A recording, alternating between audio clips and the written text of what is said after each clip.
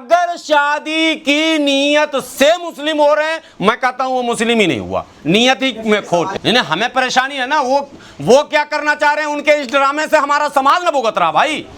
पंगा तो समाज पे हो रहा, फंस तो हम रहे हैं। दंगा और पंगा मुसलमान और हिंदू में हो रहा। अरे भाई, तो उस पर कार्रवाई की हम सिफारिश कर रहे हैं, वो मेरे घर का नुकसान करके चला गया ना। वही लड़का मुस्लिम लड़की से करता, मोनालिसा को पूरी दुनिया घुमा रहा है, हमारी बहन को घुमाना भाई, हमारी बेटी बहन को घुमाओ। तुम दूसरे को क्यों घुमा रहे हो? पैसा हमारा और तुम दूसरा, घर देश में नफरत अलग और साथ में नुकसान अलग, ये दोनों चीज न हो रहा हमारे। संविधान ये कहता आर्टिकल 25 के अपने अपने धर्म को प्रैक्टिस कीजिए स्वतंत्र होकर। ये नहीं कहता है कि मोहल्ले में एक दूसरे की बच्ची को छेड़िए, लेके भागिए, प्यार के नाम पर नफरत फैला दीजिए। ये तो संविधान नहीं कहता।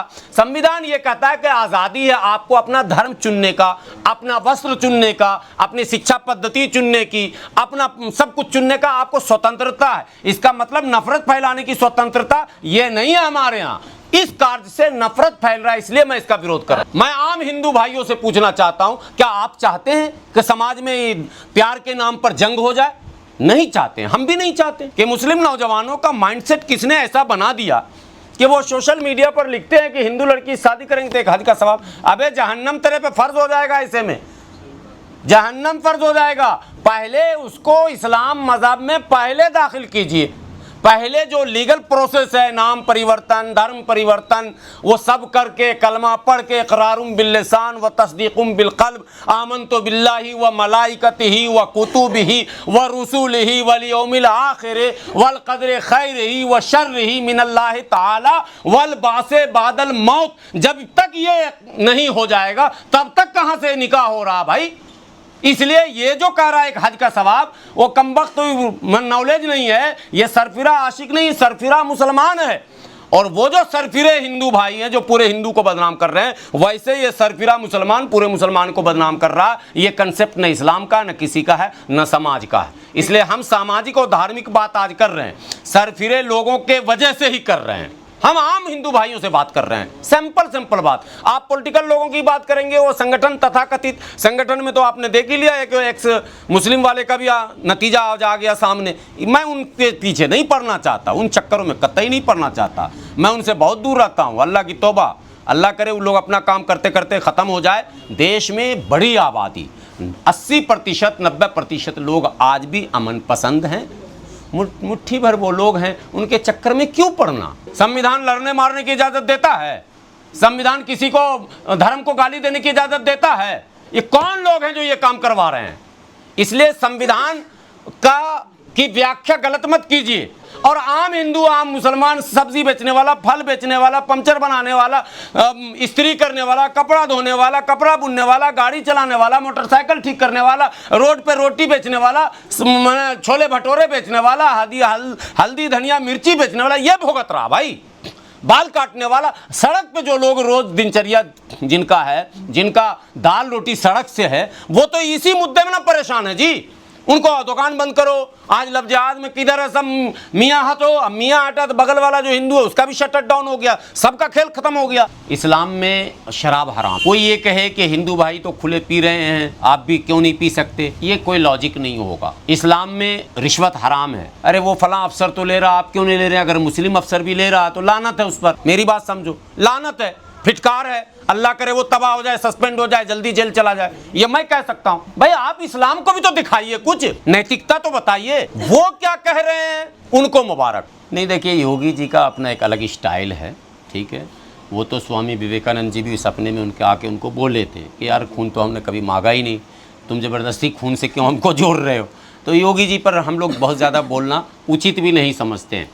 उनका अपना एक स्टाइल है। वोट के लिए मैं वहीं फिर आ जाऊंगा लौट के कि वोट के लिए लोग एन के एन प्रकारेण पोलराइज करना चाहते हैं, लेकिन हम तो समाज से बात कर रहे हैं, हम तो आम हिंदू भाइयों से, आम मुस्लिम भाइयों से बात कर रहे हैं।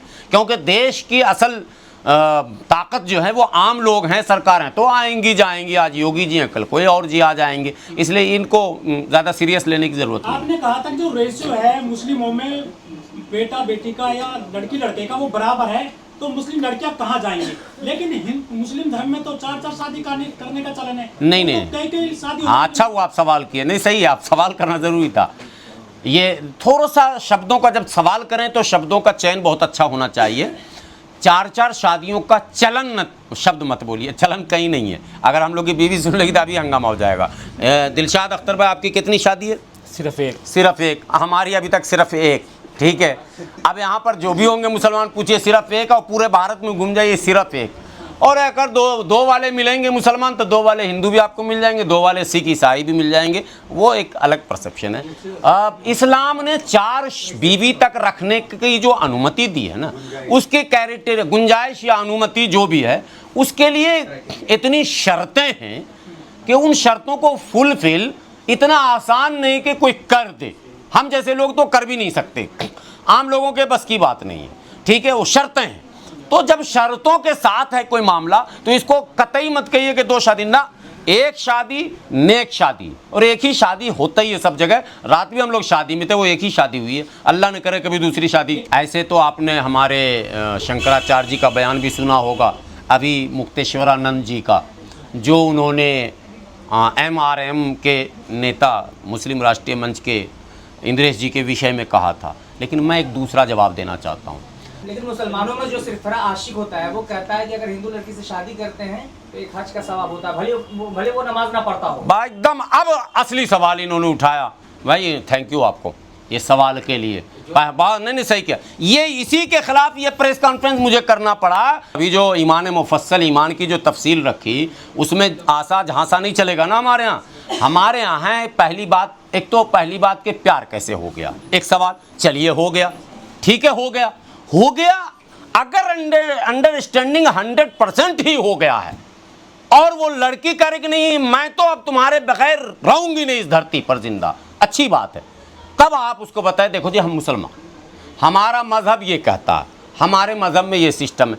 आप पहले उस लाइन पर आइए, आप अपना सारा मामला सेट कीजिए। सामाजिक इत्तेहाद, सोशल इक्वलिटी, सामाजिक समन्वय और सामंजस्य, ये एक अलग पहलू है।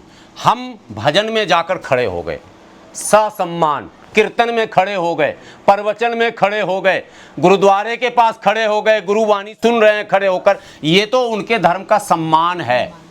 ठीक है, आपने चाहे मोहम्मद रफ़ी का नाम लिया हो या किसी का भी नाम लिया हो, उन्होंने गाया है, एक संदेश दिया। जैसे इस देश के 4 सिपाही, हिंदू मुस्लिम सिख ईसाई, ये सोशल यूनिटी की बातें, और हम भी वहीं आ रहे हैं। इस्लाम धर्म ने पहले ये कहा है कि पहले तुम मुसलमान बन जाओ, यूनिटी तो खुद ही हो जाएगी।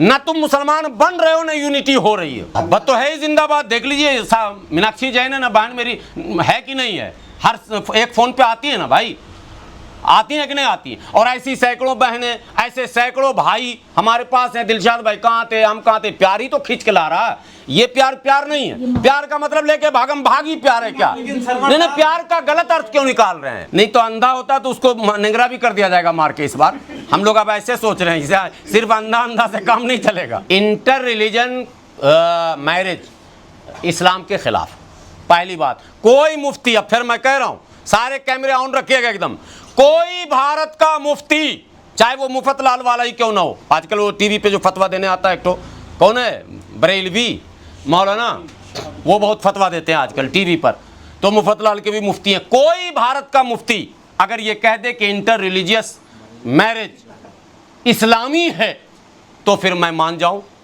है ही नहीं।